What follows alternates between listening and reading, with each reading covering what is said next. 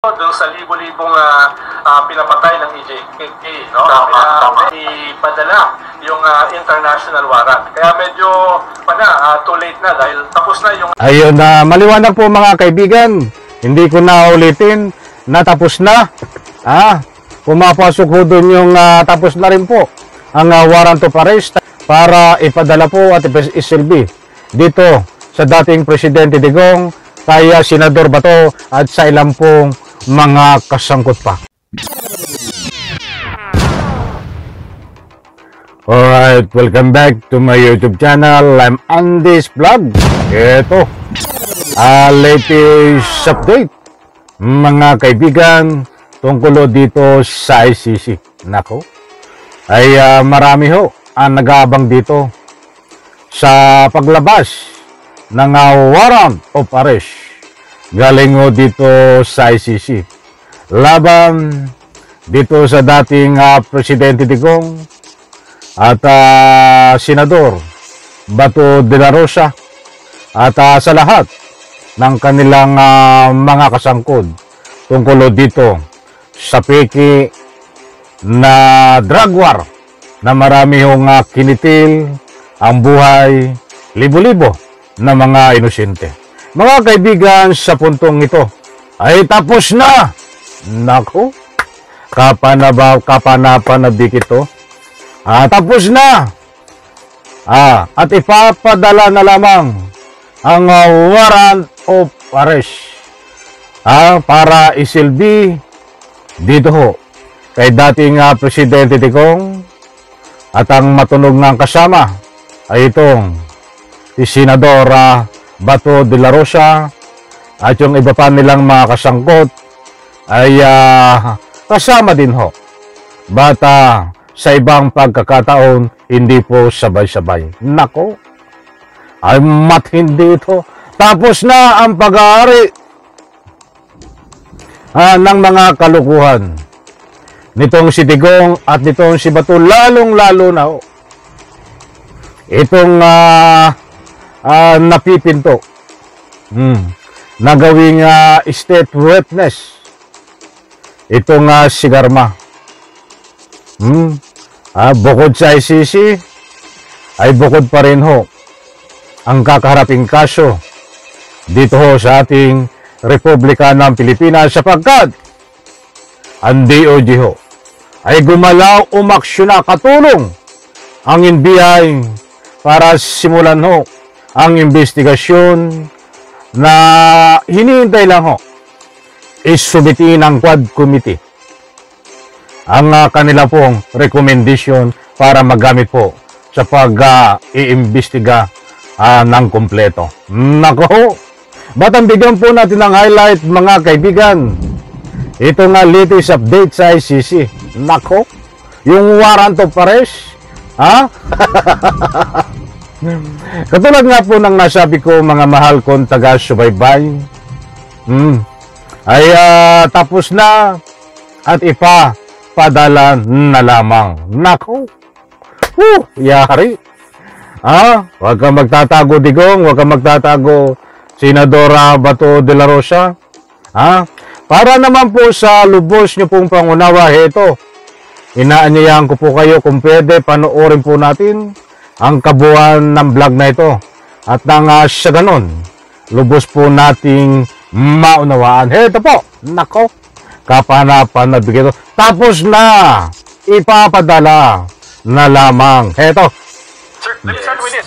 Kasi explosive yung, at least by appearances, explosive yung testimony ni Garma nung Friday. Pero I'm just wondering legally, ano yung implication nun with what she said and what she's trying to show? Ano yung sabit legally doon o liability legally doon ng mga people that she named? Kasi, malaki ang implication on legally, lalo na sa pananagot din ni President Duterte. Ang for example, sa ICC, crime against humanity, ang kanyang kaso ni President Duterte, there are two elements there, no? The first... Ito po si Attorney Colmenares, ang abogado din ho ng mga biktima. Hindi po ito nagpapakalat ng anumang fake news, dahil ito po ang tumatayo din na abogado ng mga biktima dito sa kanyang actual interview nga ay siniwalat niya na tapos na ang warrant of arrest, tapos na ang investigasyon. At sa puntong ito, bago ko po ibahagi sa inyo itong ipapadala ang warrant of arrest, ay bibigyan ko muna kayo na nakuha nating mga impormasyon kung bakit natagalan ang warrant of arrest. Unang-una, ay binantayan po ng ICC, ayon po sa nakuha nating impormasyon, ang karagdagan ho ng mga ebidensya. Bagamat sulit na ho ang mga kaso noon, ba't nagkaroon pa po di umano ng karagdagang ebidensya na kinuha ho diyan po sa Quad Committee?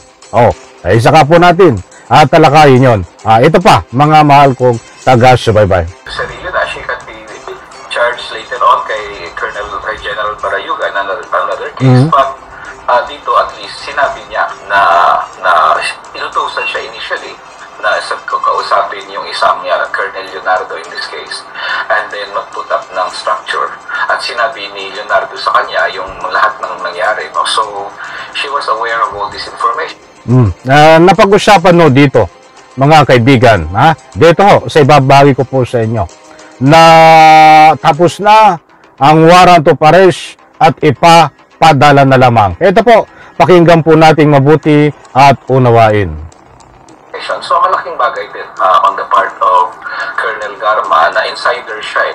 So yeah, it can be used doon sa ICC. In fact, yung sworn statement niya on the crime against humanity. Kung if you're as a lawyer, may mga nagsasabi ngayon na dahil lumalabas na anyway yung mga details na yan, and people are coming out to talk, sabi nila hindi na daw kailangan ng ICC, bakit hindi na lang daw dito sa Pilipinas investigahan? What do you think of that proposal? Mistaken kasi ang ICC is a criminal proceedings. Ang Quad is just an administrative proceeding. Walang makukulong sa Quad and here, ang kaso kasi dito sa Pilipinas may kakaibang in fact, it was encapsulated by one of the nagsabi, tinanong siya, bakit hindi kayo nagkaso dito? Sabi niya, una po, mahirap lang. Yes, lalo ho ng panahon ni Digong, hindi ho sila makapagkaso dahil kapag nagkaso, mamamatay ka. Very sorry naubo ako doon. May nakaalala sa akin.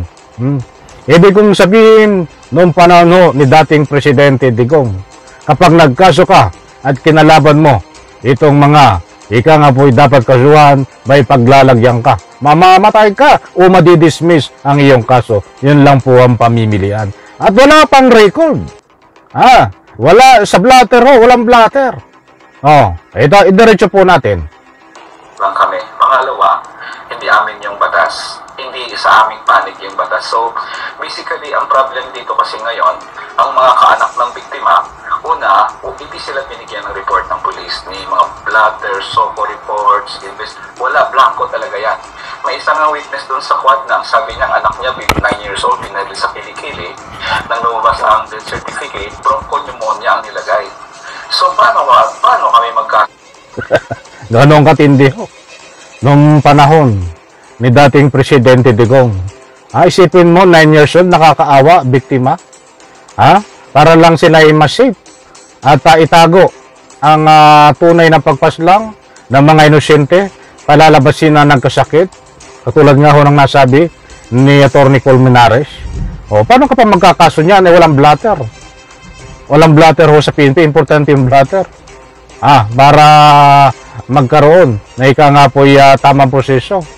Alang nga magkaso ka pa, sakit ay nanggaling sa sakit ang ikinamatay. Ito pa.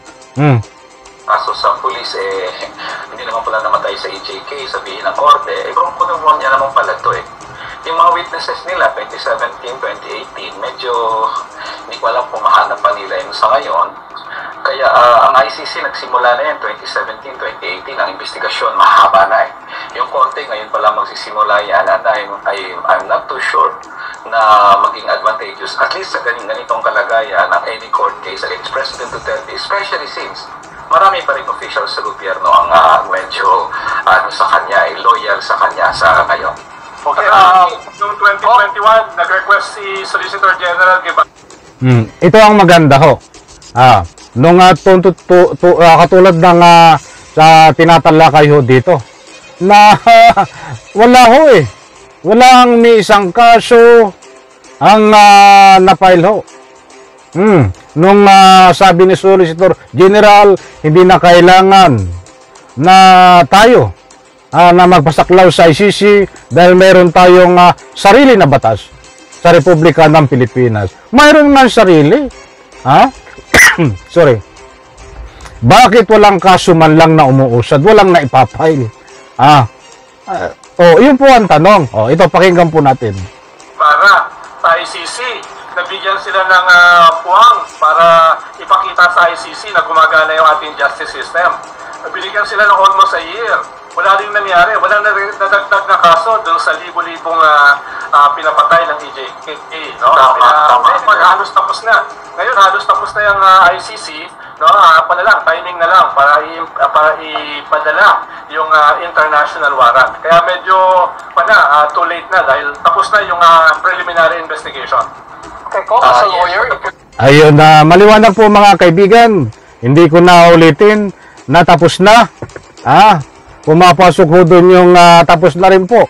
Ang warrant of arrest, timing na lang para ipadala po at isilbi dito sa dating Presidente Digong, kaya Senador Bato at sa ilang pong mga kasangkot pa. Mga kaibigan, muli kong ulitin.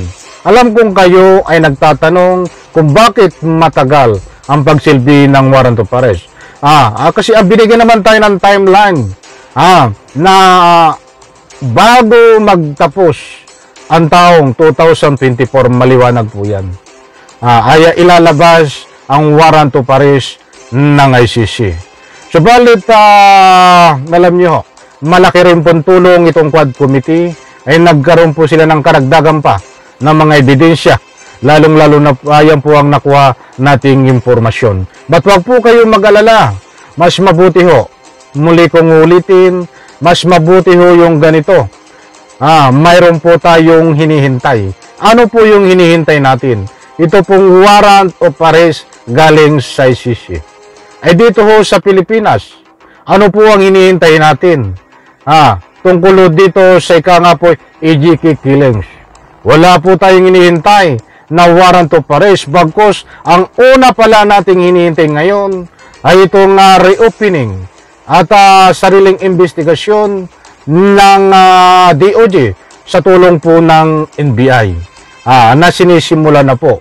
Mga mahal kong taga-subaybay, mahaba pa po proseso yan. Kaya pasalamat po tayo dito ho sa po ICC. Bagamat nadidili ho, mayroon pong mga dahilan. At bagamat matagal, ay mayroon po tayong hinihintay, hindi po tayo nakatungang sa wala. Yan po ang kagandahan, mga mahal kong taga-subaybay. At ngayon ho, ay umasa po tayo. At ako rin po ay umaasa dito sa mga pangako na binibitawan po nila na bago magtapos ang taon 2024 ay ilalabas ang warrant of arrest at ang naamoy po natin ay sa lalong madaling panahon ay ilalabas po ang warrant of arrest dahil tapos na at ilalabas na lang ho. Kompleto, rekado na mga mahal kong taga-subaybay. So abangan po natin at kabang-abang. Maraming salamat. Pagpalain po tayo lahat. Sabay-sabay po natin i-like ang video na ito. Bye-bye. Palakpakan.